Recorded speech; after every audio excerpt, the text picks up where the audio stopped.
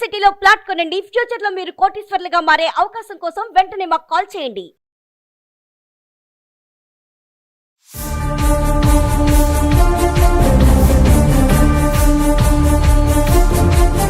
నమస్తే, welcome back to Suman TV. Present మనతో పాటు ఉన్నారు అనలిస్ట్ మందర్ కృష్ణారెడ్డి గారు.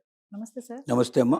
సార్, బంగారం గురించి మాట్లాడుకుంటే మన రేట్ల గురించి చాలా వీడియోలో మాట్లాడుకున్నాం. సో నా ఈరోజు క్వశ్చన్ ఏంటంటే, బ్యాంక్ లాకర్స్లో మామూలుగా ఇళ్లల్లో బంగారం ఎంత ఉండొచ్చు, ఎవరెవరి దగ్గర ఎంతెంత ఉండొచ్చు?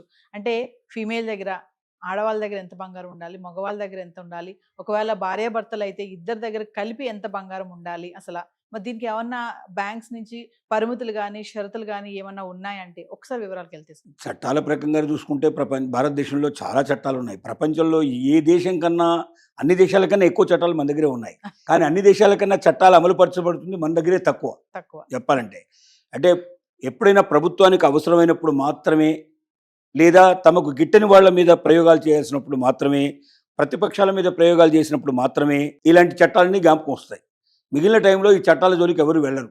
చట్టాలు ఒక రకంగా చుట్టాల్లాగా పనిచేస్తుంటాయి చెప్పాలంటే.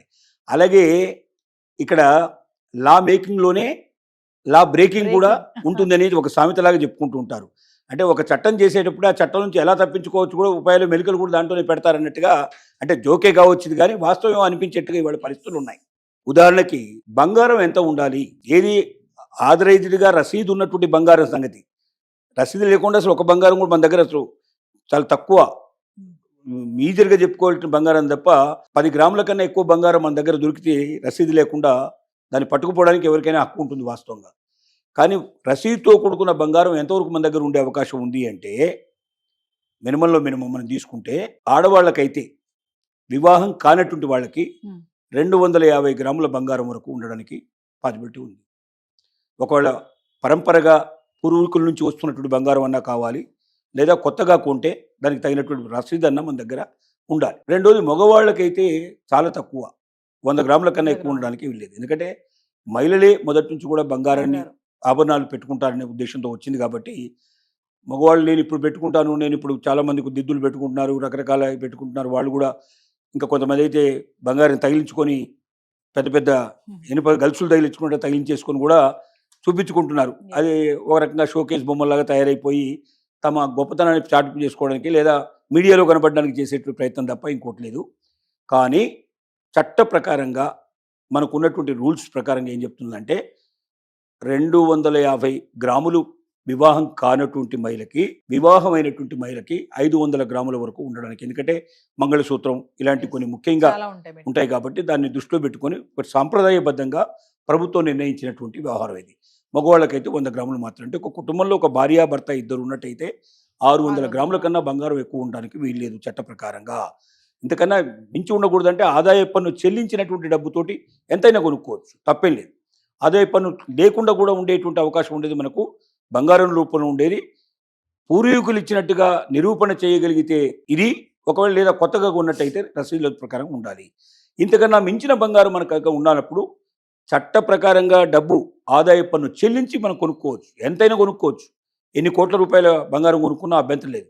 కానీ ప్రభుత్వానికి చెల్లింపులు జరగాలి, అప్పుడు మాత్రమే సాధ్యం అవుతుంది. అలాగే ఒకవేళ ఉమ్మడి కుటుంబం అయినట్టయితే, ఉమ్మడి కుటుంబంలో పురుషులు ఎంతమంది ఉన్నారు, స్త్రీలు ఎంతమంది ఉన్నారు, వివాహం కాని వాళ్ళు ఎంతమంది ఉన్నారు, వివాహం అయిన వాళ్ళు ఎంతమంది ఉన్నారు, వాళ్ళు మేజరా చిల్డ్రనా, ఇవన్నీ దృష్టిలో పెట్టుకొని దీని ప్రకారంగా లెక్కలు ఉంటాయి. ఈ లెక్కల ప్రకారం ఉండాలి.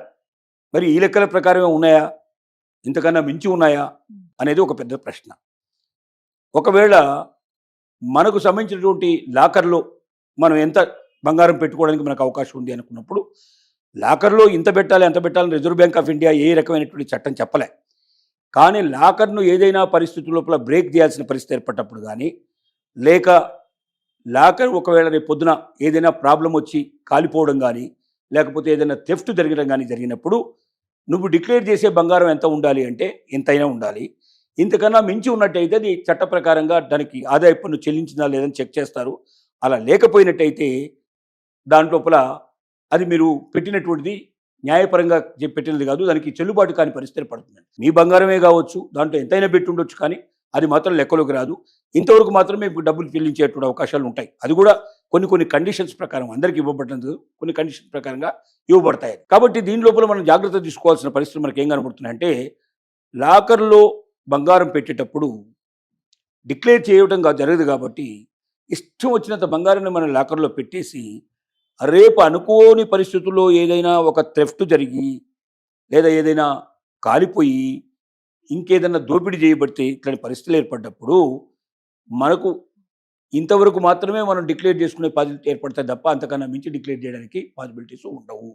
ఇప్పుడు కొత్తగా రాబోయేటువంటి ఆర్బీఐ పెడుతున్న కొత్త గైడ్ లైన్స్ ప్రకారంగా ఒకవేళ చట్టం వస్తే 100 టైమ్స్ ఎక్కువ దానికి మనం క్లెయిమ్ చేసుకోవడానికి మనకు పాసిబిలిటీస్ ఏర్పడతాయి. కానీ మన మీద ఏదైనా సరే రైడ్ చేయడానికి ఎప్పుడైనా ప్రభుత్వానికి సంబంధించిన అవకాశాలు ఉన్నాయి. అంటే కోర్టు ద్వారా ఆర్డర్ తీసుకొచ్చి మన లాకర్లైనా ఓపెన్ చేయొచ్చు, లేదా మన ఇంటిని కూడా సోదా చేయడానికి ప్రభుత్వం ఏదైనా పరిస్థితులు అంటే ఎందులో అయినా పట్టుబడి కానీ ఆదాయ పన్ను సక్రమంగా చెల్లించట్లేదన్నప్పుడు ఆదాయ పన్ను సంబంధించినటువంటి అధికారులు కానీ మన ఇంటిని సోదా చేయడానికి ఎప్పుడైనా సరే చట్ట ప్రకారంగా అవకాశాలు ఉంటాయి.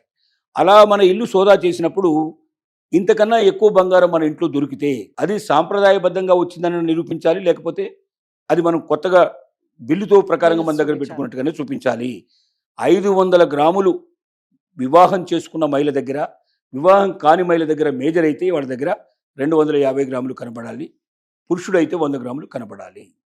ఇంతకు మించి ఉన్నట్టయితే ఆదాయ పన్ను చెల్లించిన డబ్బుతో కొన్నట్టుగా పూర్తి రుజువులు సాక్ష్యాలు చూపించకపోతే దాన్ని తీసుకెళ్ళడానికి గవర్నమెంట్కి హక్కు ఉంది. దానికి ₹1 చెల్లించాల్సిన అవసరం లేదు. పైపెచ్చు అంత బంగారాన్ని అనాథరైజ్డ్గా ఉంచుకున్నందుకు గాను దానికి తప్పనిసరిగా మరి అపరాధ రుసుములు చెల్లించాల్సిన పరిస్థితి ఏర్పడుతుంది.